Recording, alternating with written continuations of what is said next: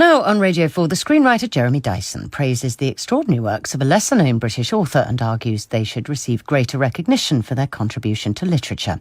In The Unsettled Dust, the strange stories of Robert Aickman. Excuse me.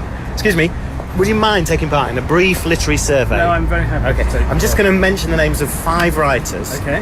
And just say if you've heard of them. You don't have to have read them, just if you've heard of them. Okay. Edgar Allan Poe.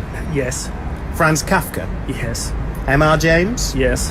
Henry James. Yes. Robert Aickman. No. Never heard of Robert Aickman? No. Who is Robert Aickman? Right, just going on Amazon here, a portal many of us might buy our books through, and I'm going to type in the complete short stories of Robert Aickman. Now, this isn't that old. Nice 2-volume set that came out about 10 years ago. Wasn't too expensive. I know, because I bought one for Mark Gatiss as a present, and I'm not that generous. It's out of print, but there's one here available from Southend Books and DVDs. See how much I might pick one up for now. Good condition somewhere. £1,323.52. £2.80 delivery. Now here's a bit of a mystery. A British writer of supernatural stories, a writer most people have never heard of, never mind read, and yet a recent collection of his stories is changing hands for over £1,300 online. Why on earth might this be? The room was entirely empty of furniture, but the air was charged with moving dust. It was almost as thick as the snow in those snowstorm glasses one used to buy from peddlers in Oxford Street. There was a bitter wind outside the house, as I have said, and draughts inside it, but the room was fusty and stuffy, and I could not see how the March wind could explain everything. I've been fascinated by Aickman for over 20 years. Not only do I think he's a good writer, I think he's one of the best. He easily deserves a place alongside the other names in my somewhat unscientific survey, and I promise you that's not just a fan's hyperbole. So come with me on a journey into a mysterious world of haunted dolls' houses, unsettling hotels, seedy travelling fairs and malign weather houses, and find out why Robert Aickman is the best writer you've never heard of.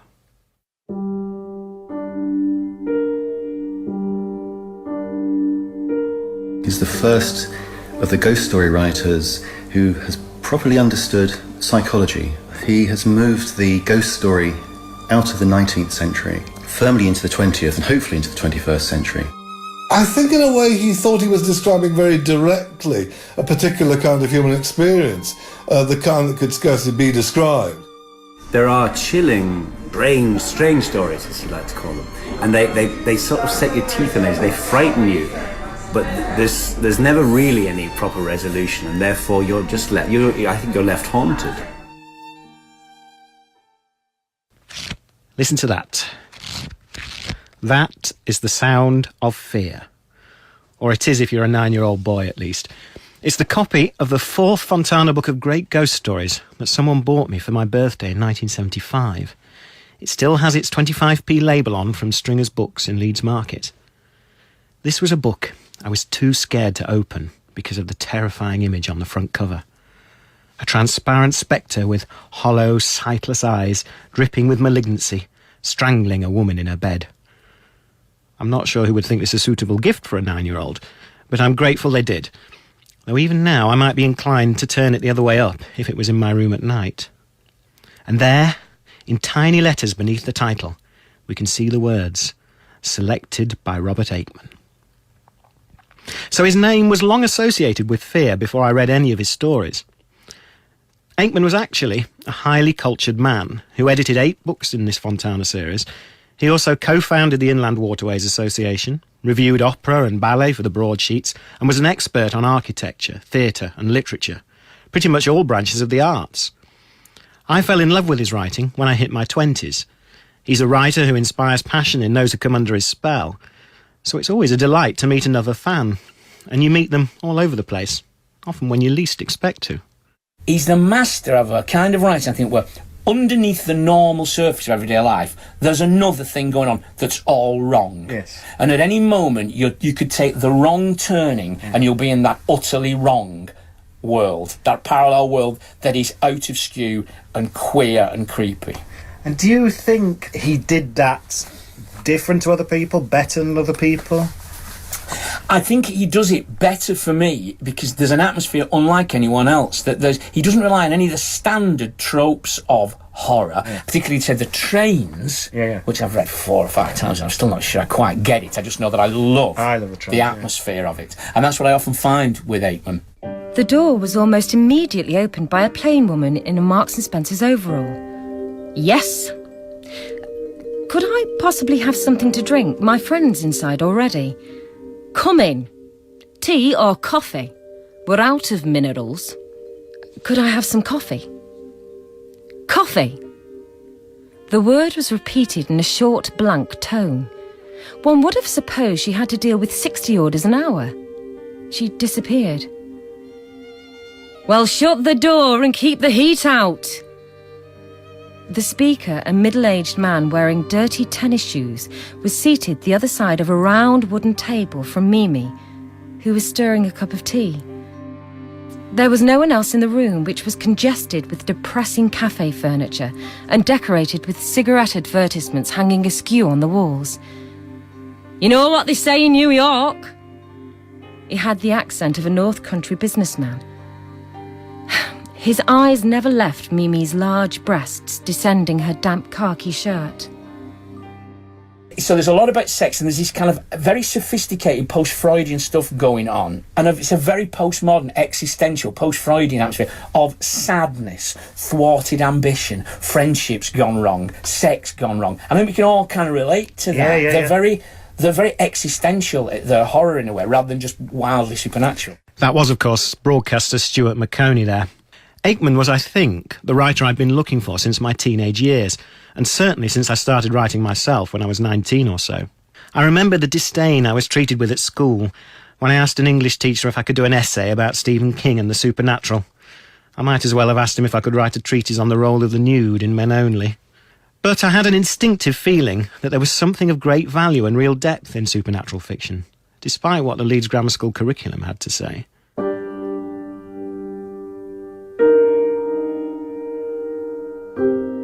From somewhere within the house came a shattering, ear-piercing scream, and then another and another. It was impossible to tell whether the din came from near or far, still less whether it was female or male. Maybury had not known that the human organism could make so loud a noise, even in the bitterest distress. It was shattering to listen to, especially in the enclosed, hot, total darkness. And this was nothing momentary. The screaming went on and on, a paroxysm, until Maybury had to clutch at himself not to scream in response.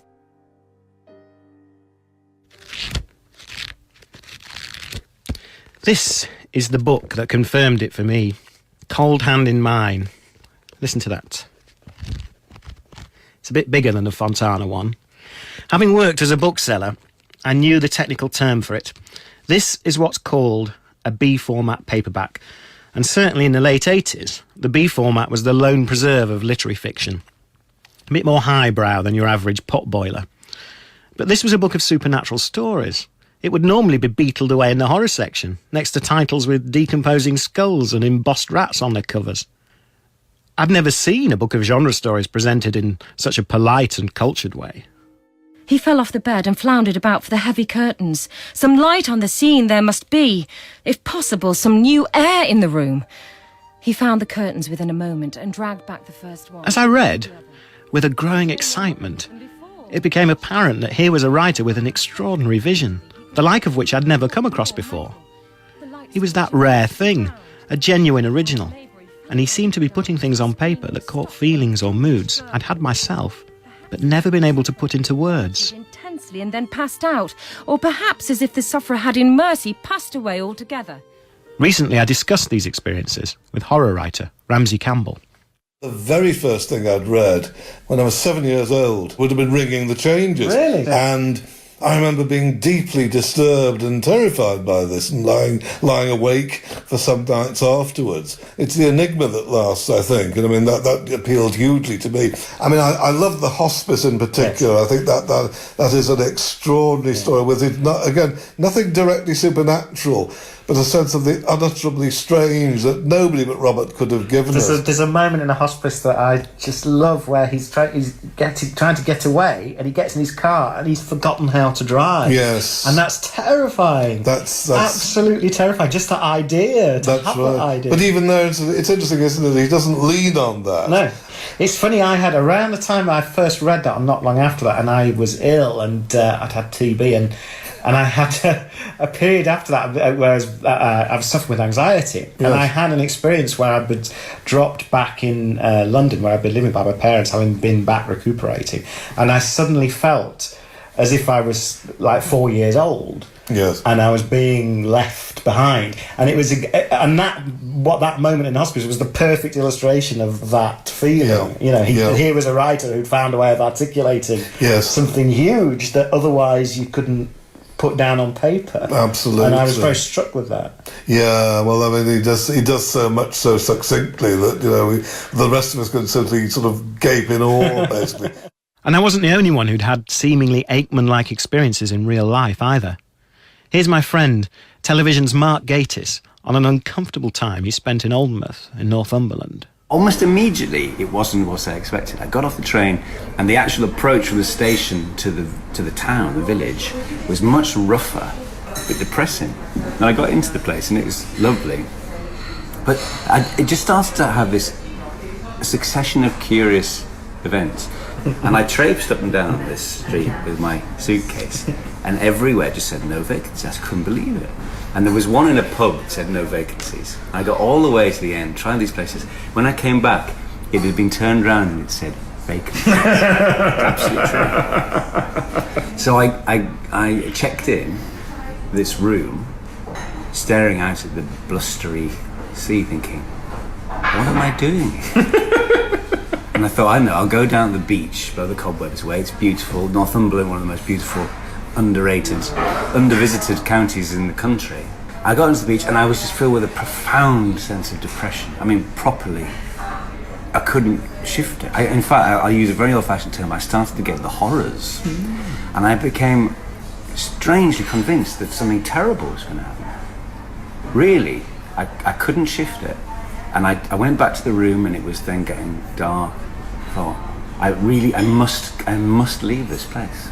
And I rang you from there. You rang me from the gabbling, because I was frightened. Yeah, I was frightened for you. I was frightened, and I remember saying it was somehow like being in an Aickman story, because you couldn't put your finger on anything. It was also shadowy and nebulous. Nothing really happened except a strange accumulation of things. Maybe because the Aickman template is in your head. It frightened me. As I began to dig further and collect more of his work, I realised that my love of Aickman was growing into an obsession. It was at least a productive obsession. It was to flower in the form of 3 separate creative projects derived from his work. A short film I wrote and directed based on the story The Cicerones. Somewhat bizarrely, perhaps, an oratorio with music by Joby Tolbert, based on his story The Same Dog, which, because it was written for a 100-piece choir, has had but one performance to date, at the Barbican in London, an appropriate venue, given that Aickman lived there in the final years of his life. And then there was a Radio 4 Halloween drama, Ringing the Changes, co-written with Mark Gatiss, that almost became a series of Aickman adaptations. My wife doesn't mind the bells. In fact, she rather likes them. Take her away, man. In a day or two, perhaps. I admit that we're disappointed with Holyhaven. Now, while there's still time, this instant. They can hardly go on practicing all night. Practicing? And what else? They're ringing to wake the dead. No, they are. It's a figure of speech. Not in Holyhaven. I beg your pardon? No one can tell you how long they have to go on ringing. It varies from year to year, I don't know why. You should be all right up to midnight. In the end, the dead awake, first 1 or 2, then all of them. Tonight, even the sea draws back. In a place like this, there are always several drowned each year. Most of them come not from the water, but the earth. It is not a pretty sight.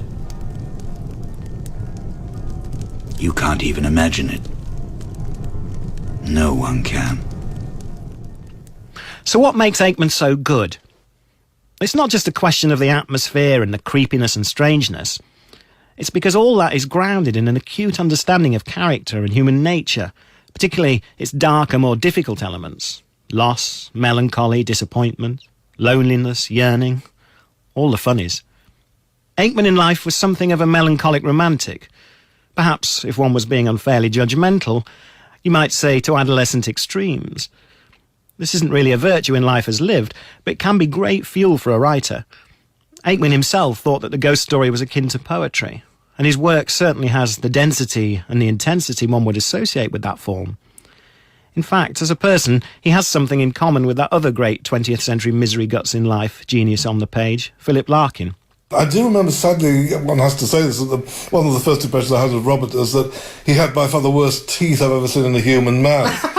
Because he obviously didn't actually believe in keeping himself that well. He certainly had that kind of elegance and gentleness as a conversationalist in the main that made him a pleasure to talk to. That said, he could have very curious moments of taking against people. We had a couple of friends around for dinner, and he took an instant dislike suddenly to Marge, our friend of the couple who were there, and said virtually nothing to her. And then at one point, quite without any kind of warning in terms of cues from the conversation, he leaned across the table and fixed her with his gaze and said, "Are you wearing a wig?" Which in fact she wasn't. And that was, I think, the entirety of his conversation to her that evening. So Jenny, you're Ramsay's wife. You were around when Robert came to stay, and how did you find him? He was very sensitive. He read non-verbal signals. He was very good with women if he liked you. Not if he didn't. And did you like him as a man? Yes, I liked him a lot. Sadly, there are no recordings available of Aickman talking about his writing. There is, however, a lone interview from 1971 with him discussing his work with the Inland Waterways Association, and it does give something of a sense of Aickman the man.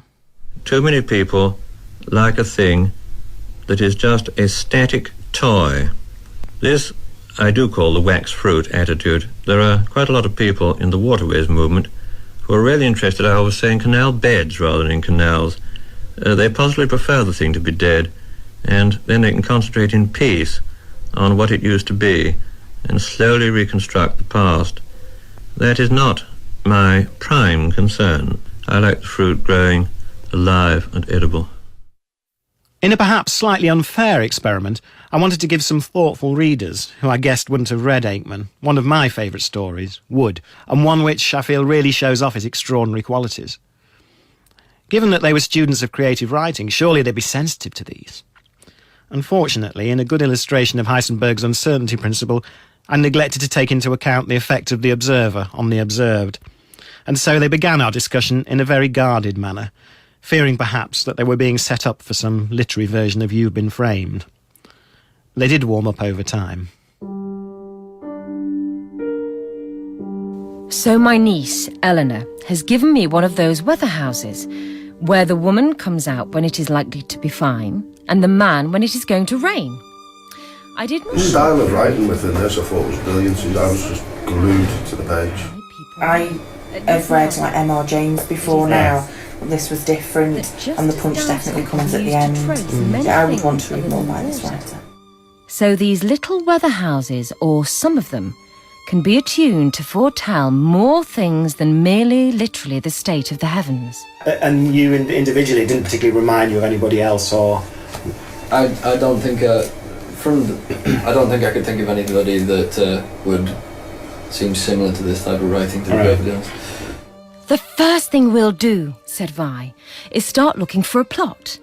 It'll have to be the cheapest we can find. Is it possible to go as deep in with genre material as it is with the mainstream literary material? I think so. You can go as far as your imagination will take you. Voice. But Mummy says you're often best off. Everybody will find depth in something that somebody else may not.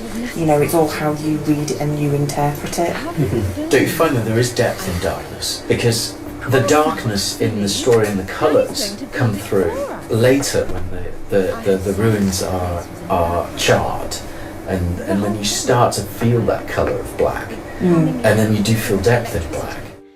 The latter had just entered our area, but was not yet truthfully in our immediate range. We shan't be having silly things like that. Only wood. I was You go through the entire beginning of it and it's really in depth and everything, then it just suddenly stops. Daddy can make everything needed in this world out of wood. The effect to me at the end was it was kind of doubly frightening because I wasn't expecting it. It was kind of like, it hit me. I saw that to the inside of the dwarf-sized door a piece of paper had been pasted. It's all very realistic throughout, and then all of a sudden you've got the question of whether it's an hallucination or a supernatural event, and you kind of left nowhere. After a kind, indeed they were written out. But I think something eerie like this stays with me more, it plays on my mind more, and because you want to know more and it unsettles you. I think it's the unexplained which kind of is captivating about it, I think. Here is what I wrote. When the man is sawing wood, wait and watch for falling blood. Blood and sawdust are the same in Dame Nature's little game. When the woman's blinding scraping, then's the hour for blows and raping within the earth without a sound. That's what makes the world go round. Whatever else you need to know, set the man and woman so, let them prophesy forever, cursed them once, and come back never. The students of Edge Hill University in Ormskirk, Lancashire. The writer, Peter Straub, said that what impressed him so much about Aickman was his courage, that to put such strange things on paper was a valiant act of self-acceptance. Aickman was certainly a pioneer. Chief amongst his innovations was his application of a consciously Freudian sensibility to the mysterious events detailed in his stories. Taking his cue from modernist painters like Magritte, Paul Delvaux and Giorgio de Chirico, he was perhaps the first writer to use supernatural material in this way. Here's psychologist David Cooper on this facet of Aickman's work. I think he was a real master of sort of tapping into the unconscious, and he does that very, very deftly. There's a sort of state that we like to live in, that we sort of take for granted, which is sometimes it's called the state of ontological security. Mm-hmm. You know, our psychological comfort and well-being is predicated on having this sense of security. So if something happens in the world that sort of casts doubt on that or starts to undermine it, it's a very destabilizing and sort of anxiety-making experience. And I think this is what happens in a lot of the Aickman stories, as if we sort of start to go on a journey with the characters and we start to empathise with them. And then at some point something odd happens, something unexpected happens, strange things start to happen in their world. And this sort of creates a resonance on the part of the reader. As interesting as this psychological side to Aickman is, it's not what I cherish about him. What makes him most fascinating is that all of this depth and acuity, this dark wit, this sense of the grotesque and the uncanny, and perception of the more melancholy aspects of human nature, are wedded to something more positive rising out of that darkness, a particular sensibility that one finds in the best supernatural and fantastic material. Aickman himself used a German word to describe it, Ehrfurcht. It has no English equivalent, but it means something like reverence for that which we cannot understand. It's akin to awe, a human feeling, and a need for something larger than ourselves, without really knowing what that is. Aickman's fiction, like the very best work that trades in the mysterious, is capable of both describing that need and satisfying it.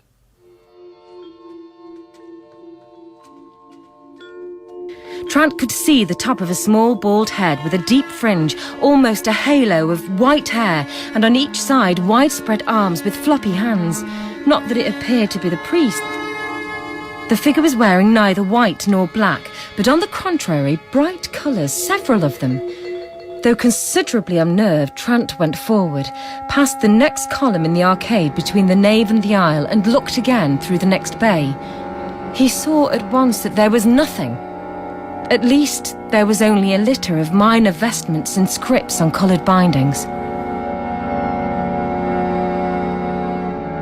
Well, the great thing about Aickman is that when you first read one of his stories, you superficially have read, at one extreme, either a very sophisticated ghost story, or you've read a fascinating study in character psychology. Publisher Ray Russell. But then you think, well, hang on, characters were saying things, the author made references to certain other things which don't make sense within the context of how you've read the story. So you go back and you realise there's another interpretation. And you think that maybe the first interpretation was wrong, but then you realise that actually he's playing games. I mean, he's being fair, he's not cheating. He's playing games which mean that there are multiple explanations for what's going on. In fact, some of those explanations are mutually exclusive.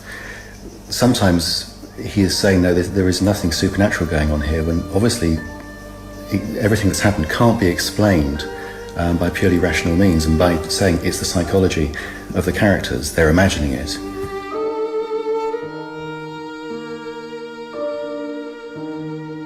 If I haven't yet persuaded you to seek out Mr. Aickman and try reading at least one of his stories, there is another quality he possesses that might just tip the balance. I think he was, in many ways, a prophet. Much of what he wrote was driven by an intense yearning for something that mankind, certainly in his Western incarnation, began to lose around the time of the Enlightenment. Joseph Campbell, that great philosopher of myth and narrative, observed that you can get a handle on a society's core values by walking into any of its cities and looking for the tallest building. In medieval York or Paris, it was the cathedral that dominated. In Ptolemaic Alexandria, the library. In present-day London, it's the banks.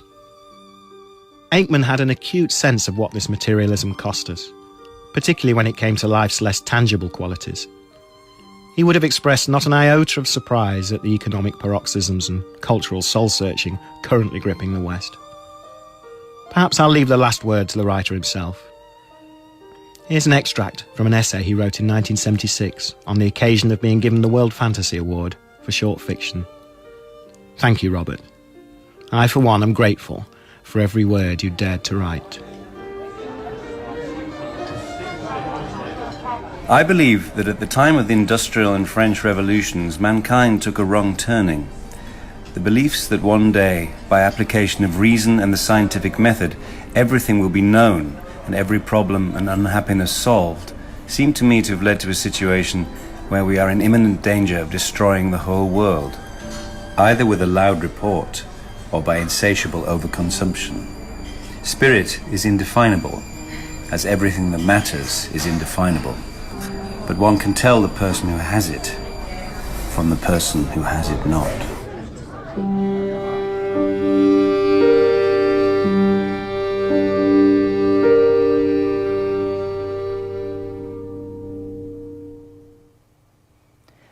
The Unsettled Dust, The Strange Stories of Robert Aickman was written and presented by Jeremy Dyson, with readings from Jane Ashbourne. The programme was produced in Salford by Stephen Garner.